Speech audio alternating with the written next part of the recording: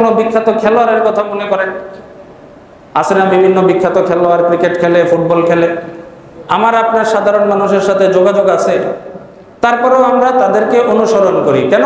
যে আমি তার ভক্ত, আমি তাকে মহব্বত করি, কথা ঠিক কিনা? তার মতো জামা কাপড় পরি, তার মতো চুলের স্টাইল রাখি, জীবনযাপন লাইফ স্টাইল তাদের মতো, কিন্তু আমি কখনো তার মতো হইতে পারবো না। পারবো রে ভাই? একজন বিখ্যাত খেলোয়াড় আমি কি যতই চেষ্টা করি আমি তার মতো হইতে পারবো? পারবো না। তার সাথে যোগাযোগ রাখাও সম্ভব না। তো এই যে তাকে মহব্বত, তার অনুসরণ অনুকরণ, তাকে আদর্শ মনে করা, তাকে মডেল হিসাবে গ্রহণ করা, কিন্তু তার নাগাল পাওয়া সম্ভব না। এই মহব্বত যদি আমাকে আখেরাতে তার সাথে মিলাইয়া দেয়, উপায় আছে না? আমাকে যদি আখেরাতে তার সাথে মিলাইয়া দেয়, যদি যায় দেখি যে আমার হাসর কোনো বিখ্যাত খেলোয়াড়ের সাথে হইতেছে, না হাসর কোনো বিখ্যাত গায়কের সাথে হইতেছে, হাসর কোনো বিখ্যাত নায়কের সাথে হইতেছে, হাসর কোনো বিখ্যাত রাজনীতিবিদের সাথে হচ্ছে, উপায় আছে? এজন্য আল্লাহ রাসূল সাল্লাল্লাহু আলাইহি সাল্লাম বললেন যে আল মারউ মা'a মান আহাব্বা, যার সাথে যার মহব্বত তার সাথে তার কিয়ামত। আউযু বিল্লাহি মিনাশ শাইতানির রাজীম। বিসমিল্লাহির রাহমানির রাহিম। ইয়া আইয়ুহাল্লাযীনা আমানু তাকুল্লাহা ওয়া কুনু মা'আস সাদিকিন। সাদাকাল্লাহু মাওলানাল আযীম ওয়া সাদাকা রাসূলুহুন নাবিয়্যুল উম্মিয়্যুল কারীম ওয়া নাহনু আলা যালিকা মিনাশ শাহিদিন ওয়াশ শাকিরিন আলহামদুলিল্লাহি রাব্বিল আলামিন।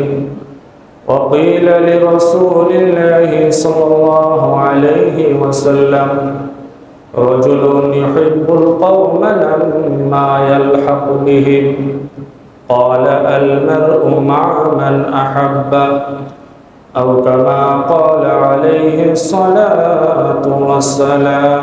আল্লাহ রাব্বুল আলামিনের দরবারে লাখ কোটি শুকরিয়া যে তিনি আজকে আমাদেরকে পবিত্র জুমার দিনে জামিয়া মসজিদের মধ্যে জুমার নামাজ আদায়ের লক্ষ্যে আমাদের সকলকে এখানে আসার তৌফিক দান করেছেন।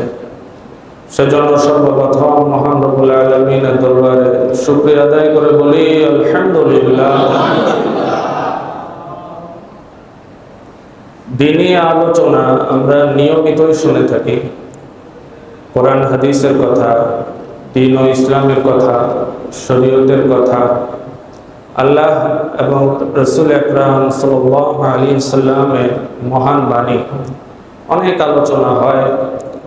তা আমরা যখন আলোচনা শুনে থাকি তখন অনেক সময় আমাদের দিলের মধ্যে এমন অবস্থা তৈরি হয়, দিলটা নরম হয়ে যায়, দিল কিছু গ্রহণ করতে চায়। আলোচনা শুনলে যে যখন আমরা আল্লাহ এবং তার রাসূলের কথা শুনি, বিশেষ করে জান্নাতের নিয়ামতের কথা শুনি, জাহান্নামের আযাব ও ভয়াবহতার কথা শুনি, তখন দিলটা নরম হয়। দিলটা নরম হয়, দিলটা ভালো কোনো কিছু গ্রহণ করতে চায়। যতক্ষণ ওই মজলিসে থাকি ততক্ষণ এই দিলটা নরম থাকে। আবার যখন ওই মজলিস থেকে বের হয়ে যায়, যখন আবার বাসা বাড়িতে চলে যায়, পরিবারের সাথে মিশে যাই, পরিবারের কাজকর্মে ব্যস্ত হয়ে পড়ি, অফিস আদালতে, ব্যবসা বাণিজ্যে, দোকান প্রতিষ্ঠানে, তখন আর দিলের ওই অবস্থাটা থাকে না। কথা ঠিক না ভাই? যে যখন আমরা দ্বীনি কথা শুনি তখন দিলের মধ্যে একটা অবস্থা তৈরি হয় যে না, আজকে থেকে ভালো হয়ে যাব, এখন থেকে আমল করার শুরু করব। কিন্তু আবার যখন আগের মতো কাজে কর্মে ব্যস্ত হয়ে পড়ি, দুনিয়াবি কাজে কর্মে, পারিবারিক কাজে কর্মে, নিজস্ব ব্যস্ততা, তখন আর দিলের ওই অবস্থাটা থাকে না।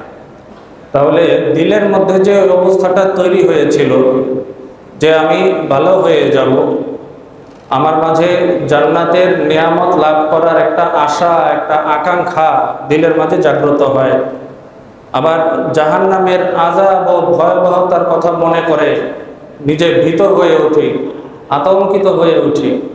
এই যে দিলের অবস্থা, এই দিলের অবস্থার নাম হচ্ছে তাকওয়া, আল্লাহর ভয়। আমরা আল্লাহমুখী হইতে চাই, কিন্তু আমাদের দিলের মাঝে এই অবস্থাটা লাস্টিং করে না। কথা ঠিক কিনা? দিলটা মাঝে মাঝে নরম হয়, কিন্তু এটা লাস্টিং করে না, স্থায়ী হয় না, আবার আগের অবস্থায় ফিরে আসে। তো এই অবস্থা কেন তৈরি হয় এবং এর থেকে বাঁচার জন্য কি কি উপায় অবলম্বন করা যেতে পারে, এ বিষয়ে মূলত আজকের আলোচনা ইনশাআল্লাহ। কোরআন হাদিস ঘাটাঘাটি করলে, গবেষণা করলে এই বিষয়ে কয়েকটা সমাধান পাওয়া যায়। যে প্রথমত যে আয়াতে কারিমা আজকে তেলাওয়াত করেছি, এটা হচ্ছে সূরা তাওবার 119 নম্বর আয়াত। কোন সূরা? সূরা তাওবা, আয়াত নম্বর কত? 119। এই আয়াতে আল্লাহ রাব্বুল আলামিন ইরশাদ করেন, ইয়া আইয়ুহাল্লাযীনা আমানুত্তাকুল্লাহ ওয়া কুনু মা'আস সাদিকিন। আল্লাহ রাব্বুল আলামিন ইরশাদ করছেন, ও ঈমানদাররা। উদ্দেশ্য কারা? ঈমানদাররা। অনেক আয়াতে আল্লাহ রাব্বুল আলামিন ইয়া আইয়ুহান নাস, দুনিয়ার সকল মানুষকে উদ্দেশ্য করেছেন, কিন্তু আপাতত সকল মানুষ উদ্দেশ্য না। উদ্দেশ্য কারা? ঈমানদাররা। ইয়া আইয়ুহাল্লাযীনা আমানুত্তাকুল্লাহ, ও ঈমানদাররা, যারা ইতোমধ্যে ঈমান এনেছো, যারা ইতিমধ্যে ঈমান এনেছে, মুমিন হয়েছে, তাদের উদ্দেশ্যে। আল্লাহ রাব্বুল আলামিন আলিমুল গায়ব, বান্দার হালত জানেন কি জানেন না? আল্লাহ রাব্বুল আলামিন জানেন যে বান্দা ঈমান আনার পরেও আমার প্রতি তার মহব্বত, আমার প্রতি তার ভয়, আমার প্রতি তার আকর্ষণ সবসময় একরকম থাকবে না। আল্লাহ জানেন কি জানেন না? দিলের এই হালত, দিলের এই অবস্থা আল্লাহ রাব্বুল আলামিন জানেন। এর জন্য আপাতত আল্লাহ রাব্বুল আলামিনের উদ্দেশ্য কারা? যারা ঈমান আনছে তারা। তাদেরকে লক্ষ্য করে আল্লাহ রাব্বুল আলামিন বলতেছেন, ইত্তাকুল্লাহ, তোমরা তাকওয়া অবলম্বন করো, মুত্তাকি হও, আল্লাহ ওয়ালা হও, সাবধান হও, পরেজগার হও, আল্লাহর ভয়ে ভীত হও। এই সার্বিক অবস্থাগুলাকে তাকওয়া বলা হয়। যার মাঝে তাকওয়া থাকে তাকে মুত্তাকি বলা হয়। তো আল্লাহ রাব্বুল আলামিন বলতেছেন যে তোমরা তাকওয়া ওয়ালা হও, মুত্তাকি হও, আল্লাহর ভয়ে ভীত হও। এতটুকু বলার পরে আল্লাহ রাব্বুল আলামিন বলতেছেন, ওয়া কুনু মা'আস সাদিকিন। দিলের মধ্যে যখন এই অবস্থা তৈরি হলো, যে যখন তোমাদের মাঝে দিলে আল্লাহর ভয় আসলো, তাকওয়া যখন জন্মালো, এটা যেন লাস্টিং করে, এটা যেন স্থায়ী হয়, এটা যেন দিলে গেঁথে যায়, বসে যায়, এটা যেন দিলের মাঝে বদ্ধমূল হয়। তার জন্য ওয়াকুনু মা'আস সাদিকিন, যারা নেককার তাদের সাথে থাকো। বলেন না সুবহানাল্লাহ। যারা নেককার তাদের সান্নিধ্যে আসো, তাদের সোহবতে আসো, তাদের সাহচর্যে আসো। তো দিলের মাঝে যখন এই অবস্থা তৈরি হয়েছে যে হ্যাঁ, আমার ভালো হওয়া দরকার, আমার নিজেকে সংশোধন করা দরকার, আমার গুনাহ ছেড়ে দেওয়া দরকার, একটা অবস্থা দিলের মাঝে তৈরি হয়েছে। এই অবস্থাটা যেন থাকে, এই অবস্থাটা যেন লাস্টিং করে, স্থায়ী হয়, তার জন্য এক নম্বর করণীয় হচ্ছে যে যারা নেককার, যারা আল্লাহওয়ালা, যারা বুজুর্গ, তাদের সাথে বেশি সময় দেওয়া। আয়াতের উদ্দেশ্য এটা যে দিলের মাঝে তাকওয়াটা যেন স্থায়ী হয়, বদ্ধমূল হয়। কি করতে হবে? যারা বেশি বেশি নেককার তাদের সাথে থাকতে হবে, তাদেরকে সময় দিতে হবে। যদি এই অবস্থা না থাকে তাহলে দেখা গেছে যে দিলের মাঝে তো তাকওয়া জাগ্রত হয়েছে, কিন্তু আবার যে আগের সেই কাজে কর্মে যদি ব্যস্ত হয়ে পড়ি, পরিবারের সাথে, ব্যবসা বাণিজ্যের সাথে, দোকানপাটের সাথে, আমাদের বাইরের যে কাজকর্মগুলা, তাহলে এই অবস্থাটা স্থায়ী হবে না।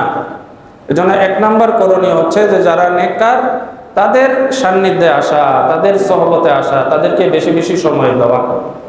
তো এখন বলতে পারেন যে হুজুর, আমরা তো আসলেই এত ব্যস্ত হয়ে পড়েছি, আমাদের অফিস টাইম, আমাদের ব্যবসা প্রতিষ্ঠানের টাইম, এত সময় বের করা, সুযোগ বের করা যে আমরা কোনো নেককার বুজুর্গের সাথে যে সময় দিব, তাদের সান্নিধ্যে থাকব, আসলে বাস্তবিক অর্থে এটা কঠিন।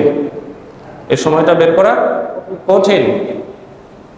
তো এটারও সমাধান উলামায়ে কেরাম দিয়েছেন যে আপনি শুধু শারীরিকভাবে তার সোহবতে থাকবেন, বিষয়টা এমন না, বরং তার সাথে যোগাযোগ রাখা, তার সাথে যোগাযোগ রাখা।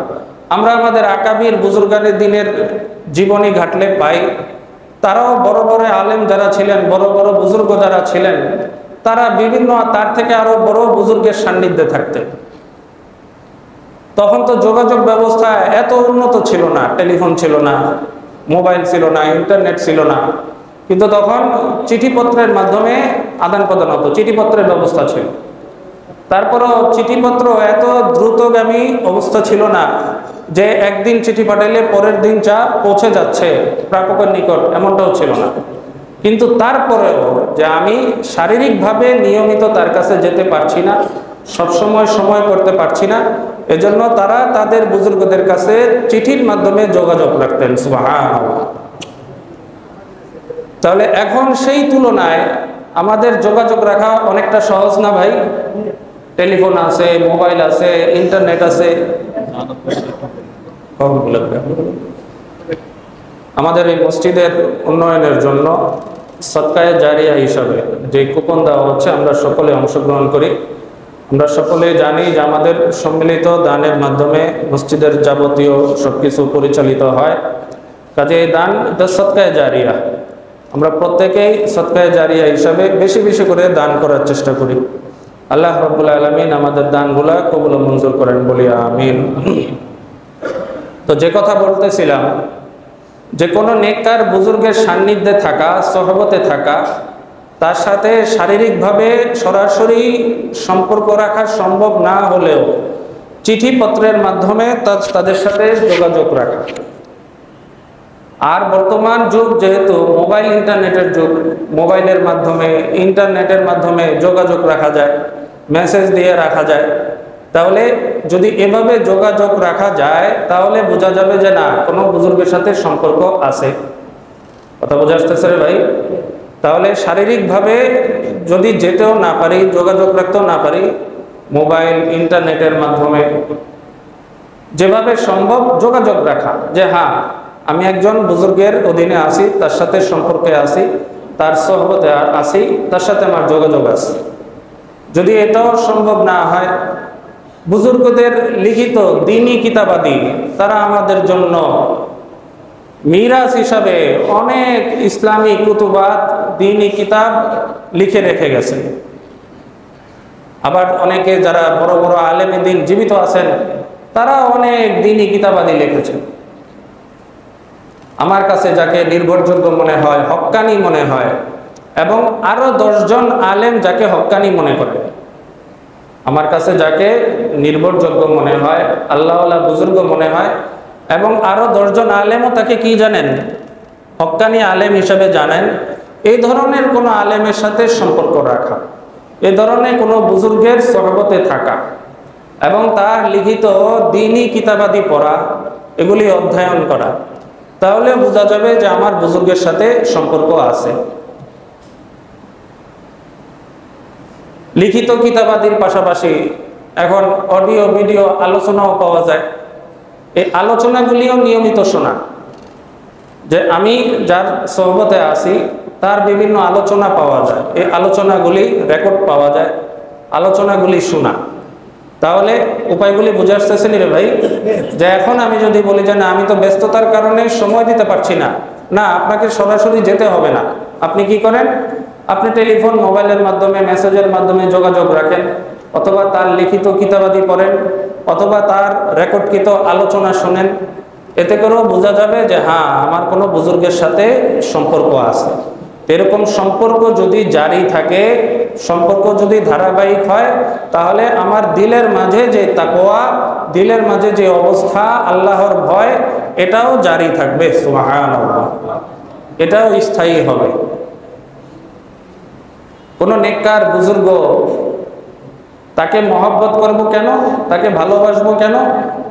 কারণ তাকে দেখলে আমার আল্লাহর কথা মনে হয়, রাসূলের কথা মনে হয়, সাহাবায়ে কেরামের কথা মনে হয় যে হ্যাঁ, এই লোকটা আল্লাহর রাসূল সাল্লাল্লাহু আলাইহি সাল্লামের যথাযথ অনুসারী, তার সুন্নাহগুলি সে মেনে চলে। তাকে দেখলে মনে হয় আল্লাহর রাসূল মনে হয় এ ধরনের টুপিটাই পরতেন, আল্লাহর রাসূল মনে হয় এ ধরনের জামাটাই পরতেন, আল্লাহর রাসূল মনে হয় এভাবেই পানি খাইতেন, আল্লাহর রাসূল মনে হয় এভাবেই খাবার খাইতেন, আল্লাহর রাসূলের লাইফ স্টাইল মনে হয় এরকমই ছিল। কথা ঠিক কিনা? তাহলে তার সাথে সম্পর্ক রাখবো কেন? আল্লাহর রাসূলকে মহব্বত করে, সাহাবায়ে কেরামকে মহব্বত করে। হ্যাঁ, সাহাবায়ে কেরাম আল্লাহর রাসূলকে এভাবেই মহব্বত করেছেন, এভাবেই ভালোবেসেছেন, এই কথাটা আমাদের মনে হয়ে যায়।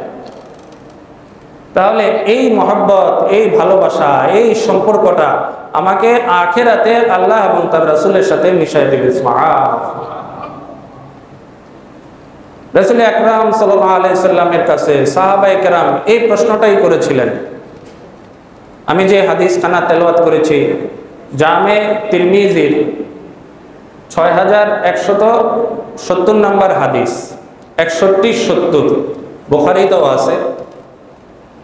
তো রাসূল আকরাম সাল্লাল্লাহু আলাইহি সাল্লামকে সাহাবায়ে কেরাম জিজ্ঞেস করলেন যে রাজুলুন ইউহিব্বুল কওমা লাম্মা ইয়ালহাক বিহিম, যে একজন মানুষ, একটা লোক একটা সম্প্রদায়কে মহব্বত করে, ভালোবাসে, লাম্মা ইয়ালহাক বিহিম, কিন্তু কখনো তাদের নাগাল পায় না, সবসময় তাদের সাথে জুড়ে থাকতে পারে না, যোগাযোগ রাখতে পারে না। এটা হলো এক তরজমা। আরেক তরজমা হচ্ছে যে সে অনেক চেষ্টা করেও তাদের মতো হইতে পারে না। যাকে মহব্বত করে, যাকে ভালোবাসে, অনেক চেষ্টা করেও তাদের মতো হইতে পারে না, সে চায় তাদের মতো হইতে। কয়টা তরজমা বললাম? দুইটা তরজমা। একটা হচ্ছে যে যোগাযোগ রাখতে পারে না, তাদের সাথে জুড়ে থাকতে পারে না। আরেকটা হচ্ছে সে চেষ্টা করে তাদের মতো হইতে, কিন্তু তাদের নাগাল পাওয়া সম্ভব না, তাদের মতো হইতে পারে না। আল্লাহ রাসূল সাল্লাল্লাহু আলাইহি সাল্লাম বললেন, আল মারউ মা মান আহাব্বা, আল মারউ মা মান আহাব্বা, যে যাকে ভালোবাসে তার সাথে তার কিয়ামত হবে। সুবহানাল্লাহ। যার সাথে যার মহব্বত তার সাথে তার কিয়ামত। বলেন না, যার সাথে যার মহব্বত তার সাথে তার কিয়ামত। আমরা দুনিয়াতে আমরা অনেককে আমাদের আদর্শ বানাই, আমরা অনেকের ফ্যান হই, অনেকের ভক্ত হই। কেউ কোনো বিখ্যাত নায়কের ভক্ত, কেউ কোনো বিখ্যাত গায়কের ভক্ত, কেউ কোনো বিখ্যাত খেলোয়াড়ের ভক্ত। আছে কি নাই? যে জিজ্ঞেস করা হইলে ভাই তোমার পোশাকটা এমন কেন, যে এটা অমুক নায়ক এ ধরনের পোশাক পরছে। তোমার চুলের স্টাইল এরকম কেন, যেটা অমুক কোনো খেলোয়াড়ের, বিখ্যাত খেলোয়াড়, তার চুলের স্টাইল। আমাদের যুবক ভাইয়েরা আছে না নাই? তো আল্লাহর রাসূল সাল্লাল্লাহু আলাইহি সাল্লামের কথা তো অবশ্যই সত্য, নাকি সন্দেহ আছে? তো আল্লাহর রাসূলের এই হাদিস অনুযায়ী যদি অবস্থা এমনই হয় যে দুনিয়াতে যাকে মহব্বত করি, যাকে আদর্শ মনে করি, যাকে অনুসরণ করি, অনুকরণ করি, আমি যার ফ্যান, আমি যার ভক্ত, আখিরাতে যাওয়ার পর অবস্থা যদি দেখি আমার হাসর তার সাথে হচ্ছে, বলেন না নাউজুবিল্লাহ। বুঝেন নাই মনে হয়? আমি কোনো বিখ্যাত নায়কের ভক্ত, তার মতো আমি জীবনযাপন করি। তো হাদিসের ভাষ্য অনুযায়ী যে তার সাথে সম্পর্ক রাখতে পারে না, মনে করেন আমি কোনো নায়কের ভক্ত, আমার কি তার সাথে যোগাযোগ রাখা সম্ভব? সাধারণ মানুষ আমি, অথবা আমি কি তার মতো নায়ক হয়ে যেতে পারবো, তার নাগাল পাবো? সম্ভব না। এমনিভাবে কোনো বিখ্যাত খেলোয়াড়ের কথা মনে করেন, আছে না বিভিন্ন বিখ্যাত খেলোয়াড়, ক্রিকেট খেলে, ফুটবল খেলে, আমার আপনার সাধারণ মানুষের সাথে যোগাযোগ আছে, তারপরেও আমরা তাদেরকে অনুসরণ করি কেন? যে আমি তার ভক্ত, আমি তাকে মহব্বত করি। কথা ঠিক কিনা? তার মতো জামা কাপড় পরি, তার মতো চুলের স্টাইল রাখি, জীবনযাপন লাইফ স্টাইল তাদের মতো, কিন্তু আমি কখনো তার মতো হইতে পারবো না। পারবো রে ভাই? একজন বিখ্যাত খেলোয়াড়, আমি কি যতই চেষ্টা করি আমি তার মতো হইতে পারবো? পারবো না। তার সাথে যোগাযোগ রাখাও সম্ভব না। তো এই যে তাকে মহব্বত, তার অনুসরণ, অনুকরণ, তাকে আদর্শ মনে করা, তাকে মডেল হিসাবে গ্রহণ করা, কিন্তু তার নাগাল পাওয়া সম্ভব না। এই মহব্বত যদি আমাকে আখিরাতে তার সাথে মিলায় দেয়, উপায় আছে? নাউযুবিল্লাহ। আমাকে যদি আখিরাতে তার সাথে মিলায় দেয়, যদি যায় দেখি যে আমার হাসর কোনো বিখ্যাত খেলোয়াড়ের সাথে হইতেছে, নাউযুবিল্লাহ, হাসর কোনো বিখ্যাত গায়কের সাথে হইতেছে, হাসর কোনো বিখ্যাত নায়কের সাথে হইতেছে, হাসর কোনো বিখ্যাত রাজনীতিবিদের সাথে হচ্ছে, উপায় আছে? এজন্য আল্লাহ রাসূল সাল্লাল্লাহু আলাইহি সাল্লাম বললেন যে আল মারউ মা'a মান আহাব্বা, যার সাথে যার মহব্বত তার সাথে তার কিয়ামত। বলেন না আবার, যার সাথে যার মহব্বত তার সাথে তার কিয়ামত। এজন্য মহব্বত করব তো আল্লাহ রাসূল সাল্লাল্লাহু আলাইহি সাল্লামকে করব, অনুসরণ করব তো তাকে অনুসরণ করব, অনুকরণ করব তো তাকেই করব। আল্লাহর রাসূলকে পাই নাই, সাহাবায়ে কেরামের জীবনী পড়ব। সাহাবায়ে কেরামকে পাই নাই, কোনো হক্কানি বুজুর্গ যাকে দেখলে আল্লাহ এবং তার রাসূলের কথা মনে হয়, সাহাবায়ে কেরামের কথা মনে হয় যে তারা এমন ছিলেন, এভাবে অনুসরণ করছেন, এভাবে আল্লাহর রাসূলকে মহব্বত করছেন। তাহলে এই মহব্বত, এই ভালোবাসা আমাকে আল্লাহর রাসূলের সাথে হাসরে মিলাই দেবে। সুবহানাল্লাহ। তাহলে আজকে থেকে আমাকে ডিসিশন নিতে হবে, সিদ্ধান্ত নিতে হবে যে আল্লাহর রাসূলের এই হাদিস অনুযায়ী যদি আমার হাসর চাই, যে যার সাথে যার মহব্বত তার সাথে তার কিয়ামত, তাহলে অবশ্যই আমাকে মডেল হিসেবে আল্লাহর রাসূলকেই গ্রহণ করতে হবে, যদি রাসূলের সাথে হাসর চাই। কথা ঠিক কিনা? সবাই রাজি আছি তো ইনশাআল্লাহ? তাহলে আজকে থেকেই নিজেদের জীবনে এই সিদ্ধান্ত নেই, একটা চেঞ্জ আনি যে আমি সব কিছুতে আমার নবীকে আদর্শ মানব, সব কিছুতে তাকে অনুসরণ করব, অনুকরণ করব। আমার ব্যক্তি জীবন, আমার পারিবারিক জীবন, সামাজিক জীবন, রাষ্ট্রীয় জীবন, আন্তর্জাতিক জীবন, সব ক্ষেত্রে আল্লাহ রাসূলের আদর্শ, সব কিছুতে তাকে অনুসরণ করব। তাহলে এই অনুসরণ, এই মহব্বত আমাকে আল্লাহ রাসূল পর্যন্ত পৌঁছায় দিবে। তাহলে কোন নেককার বুজুর্গের সাথে সম্পর্ক রাখা কেন? আল্লাহর রাসূলের উদ্দেশ্যে, আল্লাহ তাআলাকে উদ্দেশ্য করে, যে তার সাথে যদি সম্পর্ক রাখি আমার আল্লাহ পর্যন্ত পৌঁছা সম্ভব, আল্লাহর রাসূল পর্যন্ত আমার পৌঁছা সম্ভব। দামি জিনিসের সাথে থাকলে দামি হওয়া যায়। বলেন না, দামি জিনিসের সাথে থাকলে দামি হওয়া যায়। এই যে টাইলস আমরা মসজিদে লাগাইছি, এই টাইলস তো আমরা বাথরুমেও লাগাই। কথা ঠিক কিনা? বাথরুমে টাইলস লাগাই না? আরো কত সুন্দর সুন্দর, কত নকশাদার টাইলস আমাদের বাথরুমে লাগানো, কিন্তু তারপরেও কি ওটা বাথরুমের টাইলস, আর এটা মসজিদের আল্লাহর ঘরের টাইলস, একেবারে সিম্পল সাদা, তেমন নকশা নাই, নর্মাল। তারপরেও এটার মান মর্যাদা বেশি, কারণ এই জিনিসটা লাগছে কিসের সাথে? আল্লাহর ঘরের সাথে। দামি জিনিসের সাথে থাকলে কি হওয়া যায়? বলেন না, দামি হওয়া যায়, দামি হওয়া যায়। বিখ্যাত জার্মানি বিজ্ঞানী আইনস্টাইন, নাম শুনছেন না আপনারা? এই আইনস্টাইন তার জীবদ্দশায়, যখন তিনি জীবিত ছিলেন, কোন একটা প্রোগ্রামে যাইতেছেন, গাড়িতে করে যাচ্ছেন, সাথে একটা ড্রাইভারও আছে, বিজ্ঞানী আইনস্টাইন। তো রাস্তায় যাওয়ার মাঝখানে ড্রাইভার বলতেছে যে স্যার, আপনার সাথে থাকতে থাকতে আমি অনেক কিছু শিখে ফেলছি। আপনি যে বিভিন্ন বিষয়ে বিজ্ঞানের উপর ভাষণ দেন, বয়ান করেন, আপনার সাথে থাকতে থাকতে আমি অনেক কিছু শিখছি, অনেক কিছু জানি। তো আইনস্টাইন বলতেছেন, আচ্ছা ঠিক আছে, আমার সাথে এতদিন থাকার পরে তুমি কি শিখছো? আজকে একটা পরীক্ষা হোক। কি পরীক্ষা? যে আজকে যে জায়গায় ভাষণ দিতে যাচ্ছি, ওই জায়গায় আসলে আমারে কেউ চিনে না। তখন তো ইন্টারনেটের যুগ নাই, ক্যামেরা নাই, ইউটিউব নাই, ফেসবুক নাই।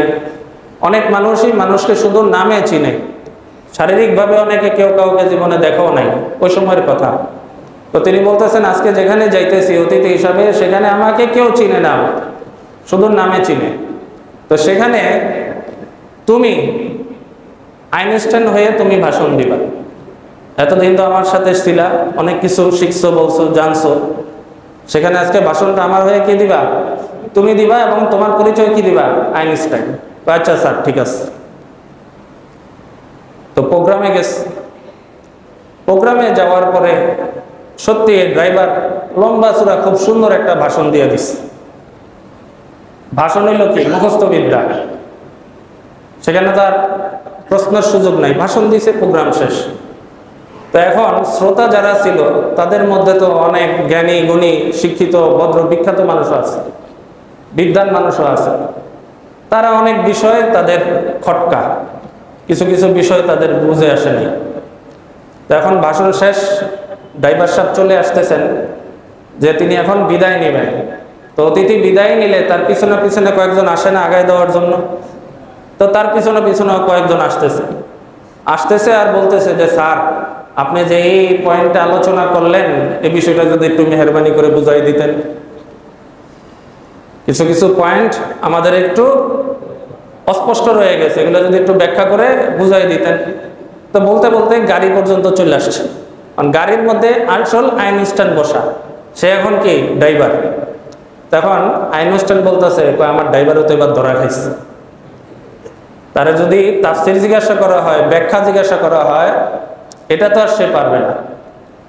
তখন ড্রাইভার এই বলতেছে যারা পিছনে পিছনে আসছে, দেখো ভাই আমি দীর্ঘক্ষণ বক্তব্য রাখছি, আমি অনেক ক্লান্ত, তোমাদের এসব বিষয় এখন আমি উত্তর দিতে পারবো না, তোমাদের যদি কিছু জানার থাকে এই যে গাড়িতে আমার ড্রাইভার বসায় এরে জিজ্ঞাসা করো, এ বুঝাই দেবে।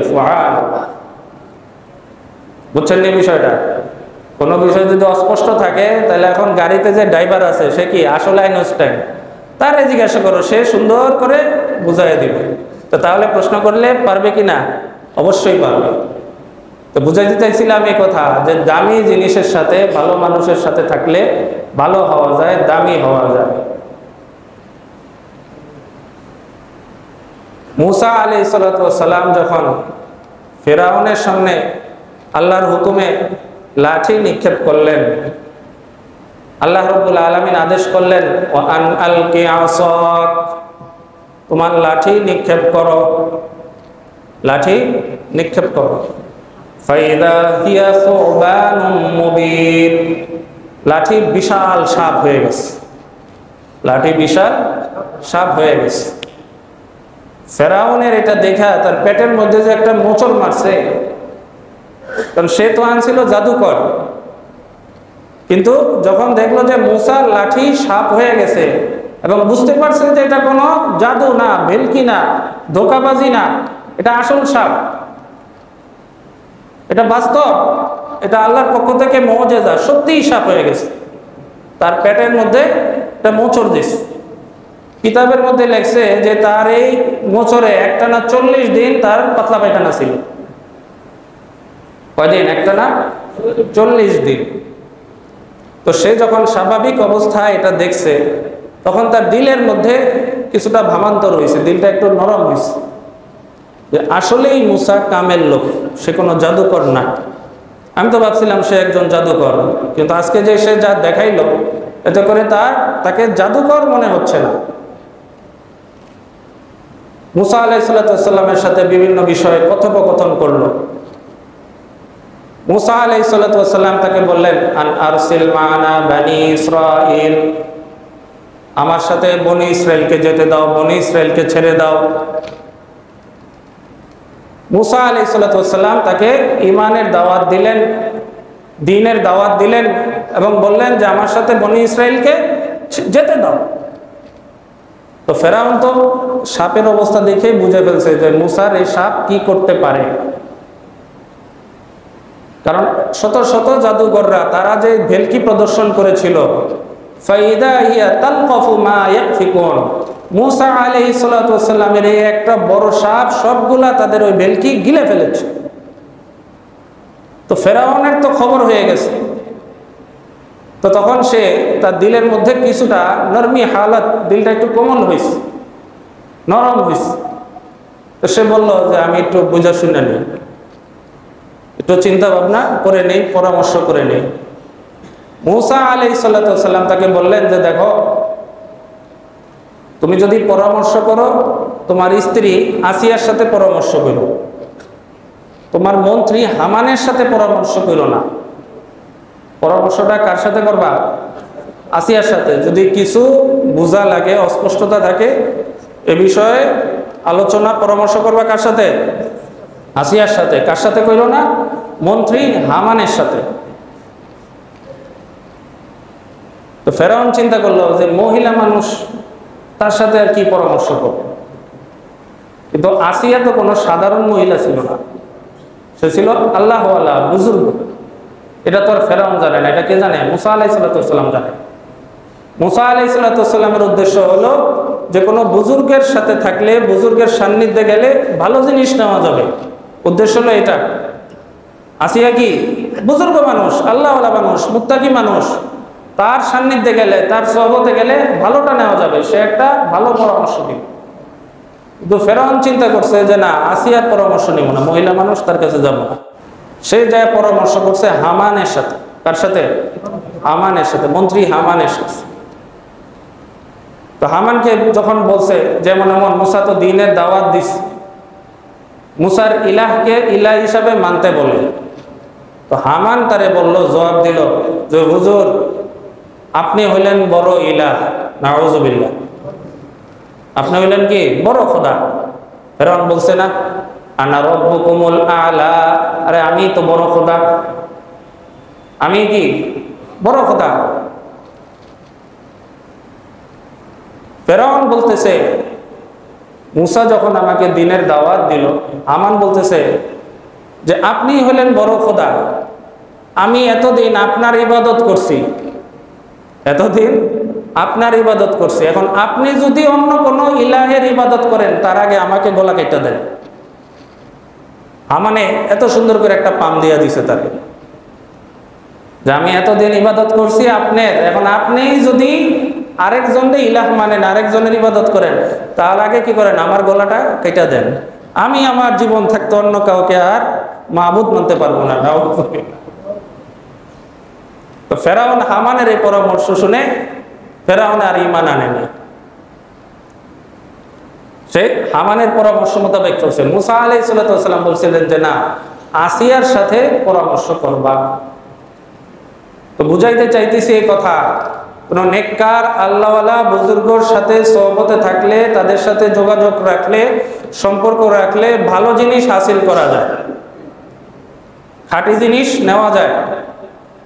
আর যদি কোনো ভণ্ড প্রতারকের সাথে সম্পর্ক থাকে, কোনো ভণ্ড আলেম, কোনো মিথ্যাবাজ, ধোকাবাজ আছে না সমাজে বিভিন্ন, যে গাঁজা খায়, নেশা করে, এও বলে আল্লাহওয়ালা, এও বলে বুজুর্গ, নাউযুবিল্লাহ, তারও আবার বিভিন্ন ভক্ত আছে, অনুসারী আছে। তাহলে এগুলার সাথে থাকলে কি পাওয়া যাবে? ধোকাবাজি, প্রতারণা ছাড়া, নিজের ধ্বংস ছাড়া কিছুই হবে না। আমাদের কিতাবের মধ্যে একটা উদাহরণ লেখে যে যদি আতরওয়ালার সাথে সম্পর্ক রাখে কেউ, আতরের দোকানে যদি কেউ নিয়মিত যাতায়াত করে, তাহলে সে খুশবু লাভ করে। বলেন না, কি লাভ করে? খুশবু লাভ করে, সুঘ্রাণ লাভ করে। আর কেউ যদি কামারের সাথে সম্পর্ক রাখে, সে তার দোকান থেকে শুধুমাত্র কিছু দুর্গন্ধ আর ছাই লাভ করে। কামার দেখছেন না আপনারা, সারাদিন কি করে? হাঁপড় টানে, আর এর দ্বারা কি বের হয়? ধোঁয়া বের হয়, ছাই বের হয়। তো এখানে যদি আপনি 5 মিনিটও বসেন, আপনার জামা কাপড় ওই ধোঁয়া আর ছাইতে কালো হয়ে যাবে। আর আতরওয়ালার দোকানে যায় যদি আপনি 5 মিনিটও বসেন, আপনি সুঘ্রাণ লাভ করবেন, খুশবু লাভ করবেন। তো আল্লাহওয়ালাদের বুজুর্গদের দৃষ্টান্ত এরকম যে তাদের সাথে থাকলে খুশবু লাভ করা যায়, সুঘ্রাণ লাভ করা যায়, ফলশ্রুতিতে নিজেদের জীবন গঠন করা সম্ভব হয়। তাহলে আমার দিলের মাঝে যখন এই অবস্থায় তৈরি হয় কিছুক্ষণের জন্য হলেও, যে আমি এখন থেকে ভালো হয়ে যাব, আমি আল্লাহওয়ালা হয়ে যাব, আমার মাঝে জাহান্নামের ভয় চলে আসছে, আল্লাহর আযাবের ভয় চলে আসছে, আল্লাহর শাস্তির ভয় চলে আসছে, আমি কিছুক্ষণের জন্য হলেও বুঝলাম আমি ভালো হব। দিলের মাঝে যখন এই অবস্থা তৈরি হয়েছে, এই অবস্থাটা যেন লাস্টিং করে, তার জন্য 1 নাম্বার করণীয় হচ্ছে কি করা? কোনো নেককার বুজুর্গদের সাথে সম্পর্ক রাখা, যোগাযোগ রাখা, তাদের সহবতে থাকা। কথা বুঝে আসছে? এটা হচ্ছে 1 নাম্বার। 2 নাম্বার, আমি যে সমস্ত বন্ধু বান্ধব, যে সমস্ত মজলিস, যে সমস্ত আড্ডাবাজির কারণে ভালো হতে পারছি না, যেই পরিবেশের কারণে নিজেকে সংশোধন করতে পারতেছি না, ওই পরিবেশ, ওই আড্ডা, ওই বন্ধু বান্ধব, ওই মহল্লা, ওই এলাকা, এগুলি ছাড়তে হবে। দিলের মধ্যে যদি কিছুক্ষণের জন্য ভালো অবস্থা তৈরি হয় যে আমাকে ভালো হইতে হবে, জাহান্নাম থেকে মুক্তি লাভের উপায় গ্রহণ করতে হবে, নিজেকে সংশোধন করতে হবে, তাহলে যাদের জন্য পারছি না, যে এলাকার জন্য পারছি না, যে পরিবেশের কারণে পারছি না, এগুলোকে বর্জন করতে হবে। যাদের সাথে উঠা বসা, যাদের সাথে আড্ডাবাজির কারণে আমি ভালো হতে পারছি না, ভালোটা নিতে পারছি না, এগুলাকে ছাড়তে হবে। বুখারী শরীফের মধ্যে এ ব্যাপারে একটা সুন্দর ঘটনা বর্ণিত হয়েছে। প্রসিদ্ধ ঘটনা, আপনারা সকলেও জানেন। বুখারী শরীফের হাদিস নাম্বার 3470 যে বনি ইসরায়েলের এক ব্যক্তি ছিল, সে ছিল সিরিয়াল কিলার। মানুষ মারতে মারতে মারতে মারতে সে 99 জনকে মারছে। শুনছেন না এই ঘটনা আপনারা? 99 জনকে মারছে।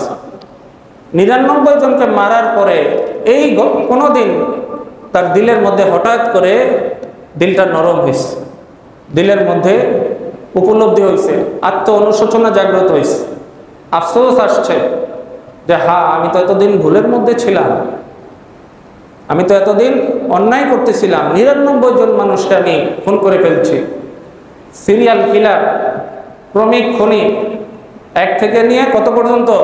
99 জন পর্যন্ত। 99 জনকে খুন করার মধ্যে পরে তার দিলের মধ্যে অনুশোচনা জাগ্রত হয়েছে। সে তখন চিন্তা করলো যে আমার ভালো হওয়া দরকার। তো তখন সে একজন সাধারণ পণ্ডিতের কাছে, সহিহ বুখারীর ঘটনা, হাদিস নাম্বার 3470, কোন একজন সাধারণ পণ্ডিতের কাছে গেছে। যাওয়ার পরে বলতেছে, হাল্লি তওবা, আমার কি তওবার কোনো সুযোগ আছে? আমার এই গুনার কাছ থেকে ফিরে আসার কোনো সুযোগ আছে? তো এই ব্যক্তি ছিল একজন সাধারণ পণ্ডিত। সে বলল যে না, তোমার কোনো তওবা নাই, তোমার পাপের কোনো ক্ষমা নাই, তুমি অনেক বড় অপরাধী, এটা থেকে ফিরে আসার আর কোনো সুযোগ নেই। তো সে তাকেও হত্যা করে ফেলছে। এখন কয়টা পুরো হয়েছে? 100টা, সেঞ্চুরি করে ফেলছে। কিছুদিন পরে তার দিলের মধ্যে আবার একটা অবস্থা তৈরি হয়েছে, দিলটা নরম হয়েছে। আরে, আমি তো 100 জন মানুষকে মেরে ফেলছি, আমি কি সারা জীবন খুনিই থাকবো, মানুষকে মেরেই যাব? আমার ভালো হওয়া দরকার। এবার সে কোনো বড় বুজুর্গ পণ্ডিতের কাছে গেছে, তাদের ধর্মীয় গুরু, ধর্মীয় আলেম, তার কাছে গেছে। যাওয়ার পরে বলতেছে যে হাল্লি তওবা, আমার জন্য কোনো তওবার সুযোগ আছে কিনা, আমি ফিরে আসতে পারি কিনা, আমার জন্য কোনো ক্ষমা আছে কিনা। তো এই আলেমে দিন বললেন যে হ্যাঁ, এখনো তোমার তওবার সুযোগ আছে। সুবহানাল্লাহ, তুমি 100 জনকে মারছো, তারপরেও কি তোমার এখনো তওবার সুযোগ আছে।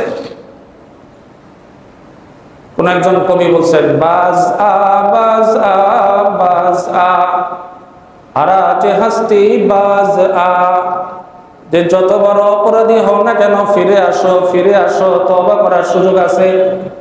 যত বড় গুনাহগার হও না কেন, না ফরমান হও না কেন, ফিরে আসো, ফিরে আসো, ফিরে আসার সুযোগ আছে। কথা বুঝতেছেন? তো এই বুজুর্গ তাকে বললেন যে হ্যাঁ, তোমার জন্য তওবা আছে, তবে ভাই তুমি এক কাজ করো, তুমি যে এলাকায় থেকে, যে পরিবেশে থেকে, যে বন্ধু বান্ধবদের সাথে থেকে, যাদের সাথে উঠা বসা আড্ডাবাজি করার কারণে তুমি ধারাবাহিকভাবে 100 জন মানুষকে মারছো, ওই এলাকা তুমি ছাড়ো, ওই পরিবেশ ছাড়ো, ওই বন্ধু বান্ধব ছাড়ো, ওই আড্ডাবাজি ছাড়ো। যদি এই এলাকায় থাকো, এই পরিবেশে থাকো, এই বন্ধু বান্ধবদের সাথেই থাকো, তুমি কোনোদিন ভালো হইতে পারবা না। এদেরকে ছাড়ো, যদি ভালো হইতে চাও এদেরকে ছাড়ো, এই পরিবেশ ছাড়ো। অমুক এলাকায় চলে যাও, যেখানে কিছু বুজুর্গ লোক আছে, তাদের সান্নিধ্যে চলে যাও, তাদের সহবতে চলে যাও, তাদের সাথে থাকতে থাকো। তাহলে এই যে তোমার দিলের মাঝে যে অবস্থা তৈরি হয়েছে যে আমার ভালো হওয়া দরকার, নিজেকে সংশোধন করা দরকার, তাহলে তোমার দিলের মাঝে অবস্থাটা স্থায়ী হবে, এটা নষ্ট হবে না। ওই বুজুর্গদের সম্পর্ক সাথে সান্নিধ্যে, তাদের সহবতে চলে যাও। সে রওনা দিছে। প্রতিমধ্যে মালাকুল মাউত চলে আসছে, জান কবজ করার জন্য। কে চলে আসছে? মালাকুল মাউত চলে আসছে। তার জান কবজ হয়ে গেছে, মৃত্যু হয়ে গেছে। এখন রূহ নেওয়ার জন্য রহমতের ফেরেশতারাও আসছে, আযাবের ফেরেশতারাও আসছে। সুবহানাল্লাহ, রহমতের ফেরেশতারাও আসছে, আযাবের ফেরেশতারাও আসছে। আযাবের ফেরেশতারা বলতেছে যে সে তো এখনো ওই এলাকায় যায় নাই, সে তো ভালো হয় নাই, সে মাত্র নিয়ত করছে, সে এখনো ভালো হয় নাই, ভালো কাজ করে নাই, আমলে সালেহ করা শুরু করে নাই, কাজেই আমরা তার রূহ নিয়ে যাব। আর রহমতের ফেরেশতারা বলতেছে যে না, সে নিয়ত করে ফেলছে, তওবা করে ফেলছে যে আমি আর গুনার কাজ করব না, এই মানুষ খুন করব না, তার রূহ আমরা নিয়ে যাব। আল্লাহ রাব্বুল আলামিন দেখতেছেন কি দেখতেছেন না? অবস্থা জানেন কি জানেন না? আল্লাহ রাব্বুল আলামিন দুই ফেরেশতার ঝগড়া থামাইলেন, মীমাংসা করে দিলেন, আচ্ছা দাঁড়াও, তোমরা ঝগড়া করো না। সহিহ বুখারীর ঘটনা, হাদিস নাম্বার 3470, যে তোমরা ঝগড়া করো না, এক কাজ করো, সে যেই এলাকা ছেড়ে আসছে আর যে এলাকার দিকে যাচ্ছে, দুই দিকের জায়গা তোমরা মেপে দেখো, দুই দিকের জায়গা মেপে দেখো। যে এলাকা ছেড়ে আসছে যদি সে ওই এলাকার কাছাকাছি হয়, তাকে ওই এলাকার গ্রহণ করা হবে এবং তার রূহ আযাবের ফেরেশতারা নিয়ে যাবে। আর সে যে এলাকার দিকে যাচ্ছে, তার গন্তব্যের দিকে যাচ্ছে, ওইখানকার জমি মেপে দেখো, যদি সে ওইখানকার কাছাকাছি হয় তাহলে তার রূহ রহমতের ফেরেশতারা নিয়ে যাবে। সুবহানাল্লাহ। মীমাংসা দিলেন কে? আল্লাহ। তো ফেরেশতারা জমি মাপছে, জমি মেপে মাপ করার পরে তারা দেখলো যে এই ব্যক্তি একেবারে তার মুমূর্ষ অবস্থায়, যখন রূহ বের হয়ে যাচ্ছে, এমত অবস্থাও সে হামাগুড়ি দিয়ে যেখানে যাইতেছিল ওই দিকে এক দিগত পরিমাণ আগায় গেছে। সুবহানাল্লাহ। তার যখন একেবারে মুমূর্ষ অবস্থায়, দমটা বের হয়ে যাচ্ছে, এমত অবস্থায় সে একটা হামাগুড়ি দিছে, শুয়ে পড়ে একটা হামাগুড়ি দিছে। এই হামাগুড়ি দেওয়ার কারণে সে যে এলাকার দিকে যাইতেছিল ওইখানে তার এক বিগত পরিমাণ আগায় গেছে। সুবহানাল্লাহ।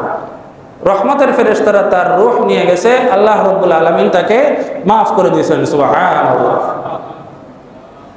তো আপনাদেরকে বুঝাইতে চাইতেছি ভাই এই কথা, যে আমি যখন সিদ্ধান্ত নিলাম আমাকে ভালো হইতে হবে, আমার নিজের জীবন গঠন করতে হবে, তাহলে এক নাম্বার করণীয় হচ্ছে যে কোনো নেককার বুজুর্গের সাথে সম্পর্ক রাখতে হবে, যেন আমার দিলের এই অবস্থায় তৈরি হয়। দুই নাম্বার হচ্ছে যে আমি যাদের কারণে ভালো হতে পারছি না, যারা আমাকে ভালো হতে দিচ্ছে না, যেই সমাজ, যে পরিবেশ, যে বন্ধু বান্ধব, যে আড্ডাবাজি, এদের সবাইকে আমার বর্জন করতে হবে। তাহলে আমার দিলের মাঝে এই অবস্থায় স্থায়ী হবে, আল্লাহর ভয় আমার দিলের মাঝে বসে যাবে, ফলে আমি আল্লাহওয়ালা, পরেজগার, মুত্তাকি হতে পারবো। আরো কয়েকটা বিষয় ইনশাআল্লাহ আগামী জুমা আলোচনা করা হবে। আল্লাহ রাব্বুল আলামিন আমাদের সকলকে বুঝার আমল করার তৌফিক দান করেন। সবাই বলে আমিন।